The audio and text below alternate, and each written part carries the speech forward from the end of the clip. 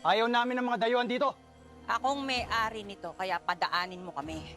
Mas lalong hindi namin kayo padadaanin. Matagal na kami nakatira dito. Kung paalisin nyo kami, magkakamatayan tayo dito!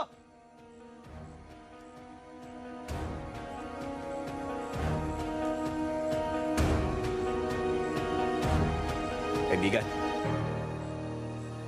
hindi kami nagpunta dito para makipag-away. Nandito kami para alukin kayo ng trabaho. Alam namin na kailangan nyo yan. Paano mo naman nasabing kailangan namin yon? Wala pang dayuhan ang pumunta dito na may malinis na hangarin.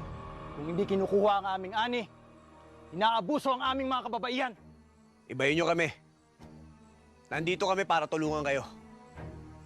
Kapag hindi nyo nagustuhan ng ialok namin trabaho sa inyo, pinapangako namin, aalis agad kami.